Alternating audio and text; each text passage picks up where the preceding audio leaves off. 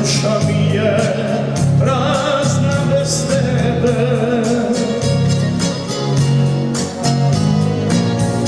Otišao sam, morao sam, dio tebe ponio sam. Tvoje ime, moje prezime. Otišao sam, morao sam, dio tebe ponio sam. Tvoje ime, moje prezime. Kamen krši maslina, vinograda nema, sve to ima zemljana, moja Hercegovina. Kamen krši maslina, vinograda nema, sve to ima zemljana, moja Hercegovina.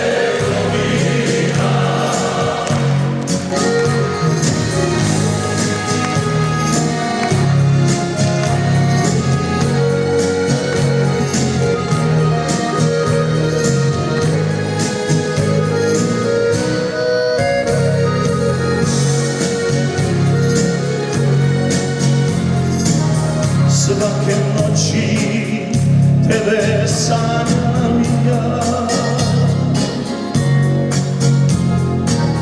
ranila me pusta tuđina. Vraćam ti se, zemljo sveta, iz daleka tuđeg svijeta. Ne odlazim više nikuda.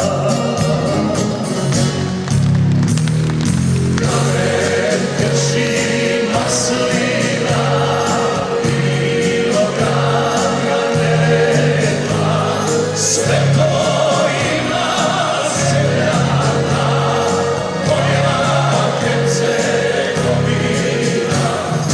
Kamen krši maslina, vinograda nema, sve to ima zemljana, moja Hercegovina. Sve to ima zemljana, moja Hercegovina.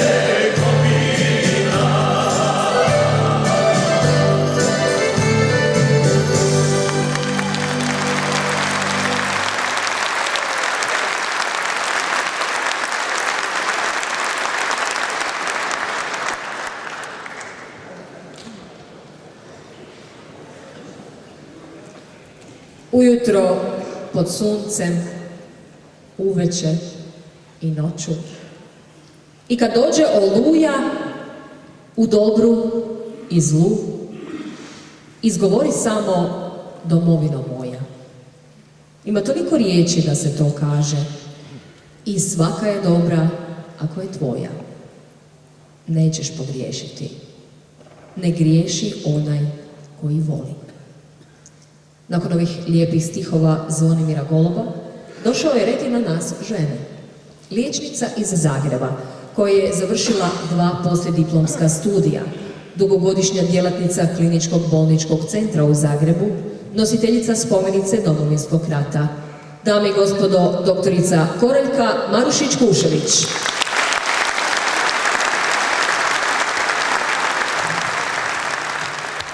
Poštovane dame i gospodo, dragi prijatelji, dopuštam si nazvat vas prijateljima zato što znam da smo svi mi danas ovdje okupljeni, zaista to, mi smo prijatelji.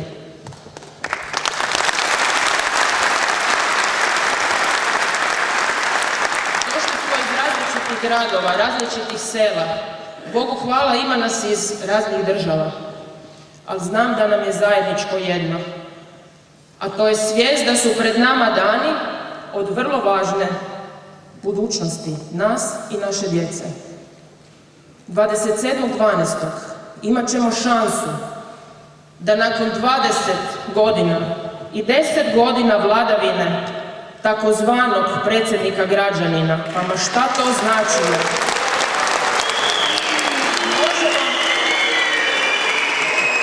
Možemo konačno odabrati predsjednika čovjeka.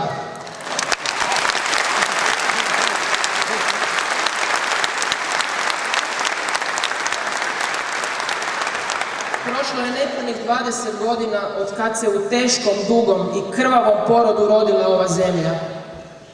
Tad smo znali tko smo, što smo i šta hoćemo. To je bilo vrijeme kad su tisuće mladih ljudi svoje tople domove zamjenjivali tvrdim vojničkim čizmama i odlazili su na front. Često puta nisu znali ni kamo idu, ali znali su zašto idu. Jedan od njih bio je i Miroslav Tuđman, među prvima.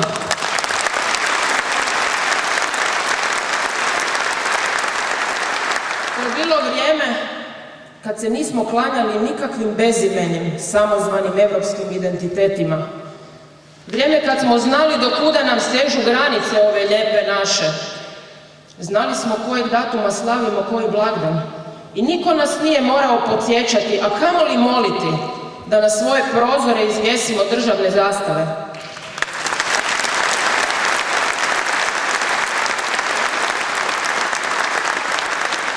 I nakon svega toga, nažalost, vrijeme nam je zauvijek uzelo Franju. Došli su neki drugi ljudi koji su nas pokušali uvjeriti, još nas dan danas uvjeravaju da je sve to na šta smo bili ponosni, šta nam je bilo sveto, da je to sve laž, farsa, mito, korupcija, da su to zločini, da smo svi bili dio nekakvog građanskog rata i da moramo snositi zajedničku odgovornost. I mnogi od nas su tada šutjeli, ali ne i oni. Jedina konstanta s njime tada bili su mediji, koji su ga konstantno ignorirali. I to isto čine i danas. Dragi prijatelji, mi smo generacija kojoj je sam Bog dao tu privilegiju da po drugi puta može imati Tuđmana.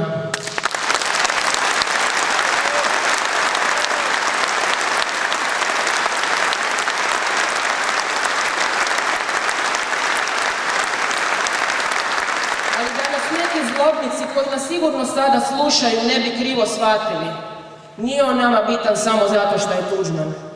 On je bitan zato što je prvenstveno velik čovjek. Čovjek koji zna, koji hoće i koji može, koji voli ovu zemlju i koji iznad svega poštuje čovjeka.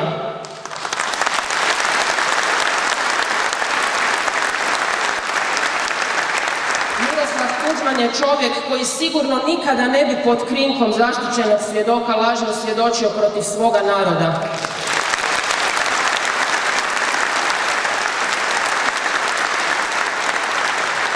Gospodo draga, 5 godina je pred nama. 5 godina je predugo vrijeme da bismo ga prepustili nekome drugome. To je vrijeme kada svi mi zajedno moramo i možemo dokazati prvenstveno sami sebi da ova zemlja može biti još ljepša, još bolja i još perspektivnija. Ja sam sigurna da sa našim Miroslavom, budućim predsjednikom Tuđmanom, takvu Hrvatsku možemo imati.